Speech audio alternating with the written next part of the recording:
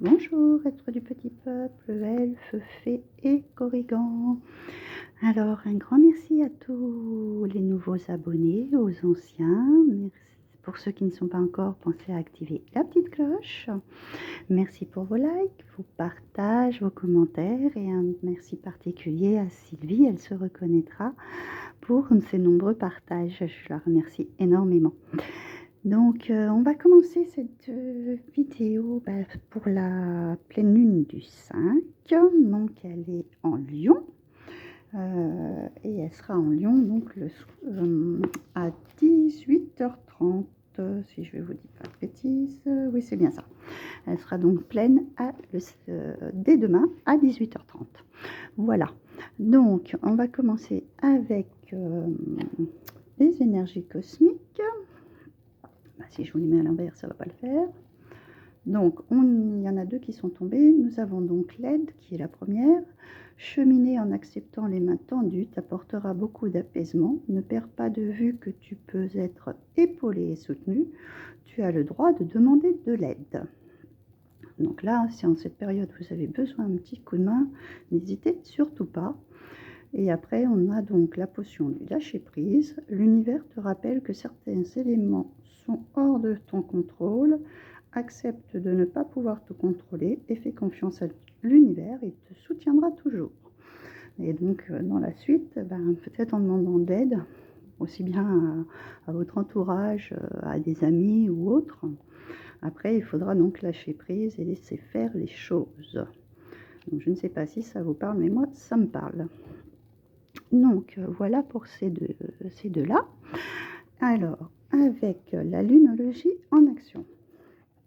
Donc, nous avons cette pleine lune qui est en Lion et qui... Lâchez-vous. Alors, lâchez-vous, ça peut être aussi lâcher prise, mais aussi vous lâcher. Alors, attention, parce qu'on est quand même dans une pleine lune en Lion. Donc, on peut être à des moments, on risque de rugir un petit peu.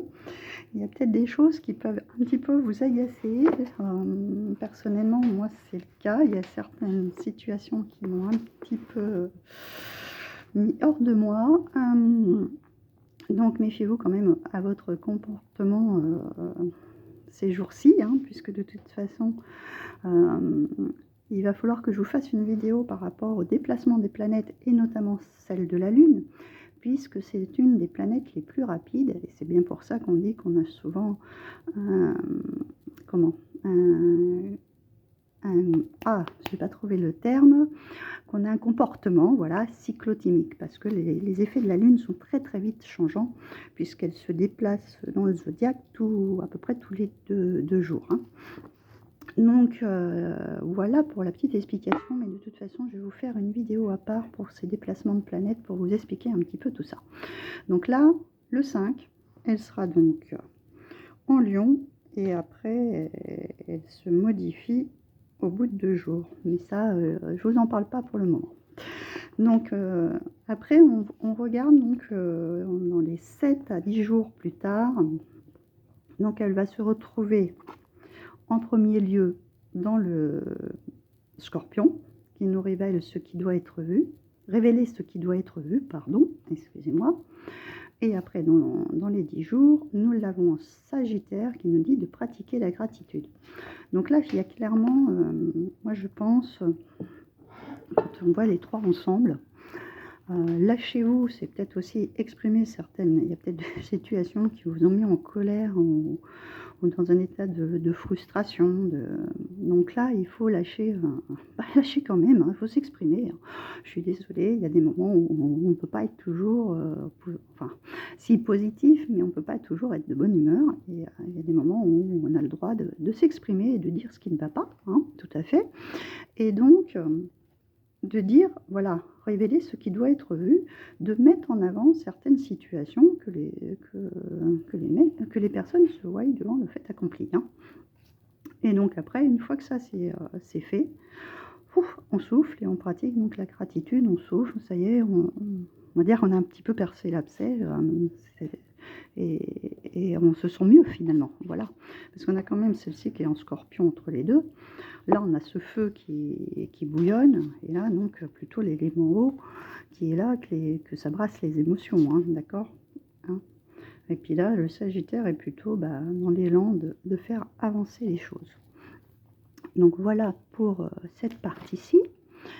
Avec celui-ci, c'est le nouveau, c'est le spirit de la lune. J'avais oublié son nom. Donc je vous ai tiré 3 cartes. La première qui est sortie nous parle, c'est la lune de maïs et elle nous parle d'abondance. Donc là, peut-être justement, il y a des situations bloquées de quelque manière que ce soit, et c'est peut-être ça qui vous met en rogne, comme on dit, hein. Et vous avez qu'une hâte, c'est d'avoir l'abondance qui doit vous revenir peut-être depuis un certain temps. Donc voilà pour celle-ci. Et les deux autres, nous avons, si je ne mets pas dans mon sens, la gibbeuse décroissante qui nous parle de rêves, qu'enfin, je pense que les rêves vont enfin se réaliser. Et le dernier croissant qui nous parle d'être. Donc là, c'est vraiment ça, hein. Pour obtenir ce qu'on veut, je dirais, c'est un petit peu être ce lion en fait, hein. Reprendre son pouvoir, s'exprimer, hein, dire ce qui va, ce qui ne va pas, et puis en fait, de façon à parvenir à avoir peut-être cette abondance que vous attendez, et enfin réaliser les rêves que vous avez entrepris de mettre en place, hein. Mais pour ça, il va vraiment falloir un petit peu s'imposer, hein, avec ce lion. Donc voici donc les éléments pour le spirit. On va continuer avec l'oracle des métamorphes. Nous avons l'Obora qui nous dit « Prenez soin de vous ». C'est vrai que quand on est aussi dans ce tempérament lion qui fonce, qui s'énerve, etc., il va falloir aussi un petit peu tempérer, un petit peu comme dans l'arcane de la force en fait, hein, dans l'arcane majeur, qu'il faut en fait tempérer cette force qui pour éviter, en fait, quand on s'énerve de trop, c'est jamais très très bon. Donc on vous dit en même temps de prendre en fait aussi soin de vous. Mais c'est vrai que des fois, si on a tendance à ruminer, hein, peut-être que c'est pas très bon non plus, hein, et c'est bien de sortir les choses. Donc on va aller lire le petit message de celle-ci. Donc celle-ci, c'est la 17. Alors, j'étais trop loin. Là voilà. Donc, l'énergie énorme que vous dépensez ces derniers temps vous a laissé démunis. Le moment est venu de vous reconstruire, de ralentir, de vous envelopper métaphoriquement parlant dans une douillette couverture et de vous laisser aller. Baisse de forme, douleur, rhume et grippe, comportement inadapté, sentiment de tristesse, prise de poids, rêve déprimant. Vous avez besoin d'être soulagé, de prendre soin de vous, de ralentir et de guérir dans un environnement bénéfique pour vous. Si quelqu'un veille sur vous, tant mieux. S'il n'y a personne, soyez votre propre garde-malade et traitez-vous avec autant d'amour et de compassion que possible. Après cette période de sommeil et de repos, votre énergie vitale rejaillira fluide et brillante. Donc oui, c'est un petit peu, voilà, peut-être ce tempérament, une fois que vous avez un petit peu explosé, rugir, hein, vous allez peut-être vous retrouver un petit peu un moment à plat. Ou alors avec les tensions, en fait c'est pesant, il y a des tensions qui peuvent être un peu pesantes. On a mal au dos, on a mal dans le cou, etc. Ça tire un petit peu de partout. Reposez-vous, reprenez votre énergie, prenez soin de votre corps tout simplement. Alors, avec l'oracle des fées, on a l'allure de l'escargot, ralentir, s'enraciner, écouter le cœur de la terre, les énergies subtiles. Donc là, on nous demande de nous ancrer. Peut-être justement, on s'agaçait parce qu'il y a des choses qui n'avançaient peut-être pas suffisamment et que les choses étaient un petit peu lentes. Et le lion, c'est quand même un signe énergique qui a besoin de foncer. Donc forcément, si on a un ralentissement, ça tire d'un côté, ça tire de l'autre, forcément ça ne le fait pas, quoi, hein. Donc c'est pareil, je vais aller vous lire le message de celle-ci. Donc celle-ci, c'est la 22. Et c'est donc un nombre maître aussi, celui-ci. Donc c'est pas mal. surtout qu'on vient de sortir, enfin qu'on est encore dans les énergies du portail du 2-2. Non, ça doit être celle d'avant, je pense. Voilà, c'est ça. Alors, les fées peuvent voir sous la carapace que vous présentez aux autres et elles savent que vous doutez de votre impact et de votre influence. Mais elles veillent tendrement sur vous et elles aimeraient que vous ralentissiez un peu, que vous vous trouviez votre propre rythme et votre place dans le monde. L'apparition de cette fée signifie clairement qu'il est temps de trouver la voie qui vous correspond. Certains vous considèrent paresseux ou même un peu lent et stupide, mais ce n'est pas votre affaire. Il est temps de ralentir, de tester votre allure et de trouver le rythme qui vous convient. Une fée gardienne veille sur vous, heureuse de vous voir bouger dans votre propre énergie, votre temps et votre espace. Vous êtes parfois solitaire et vous avez besoin de prendre conscience de votre environnement. Votre carapace protège un être doux.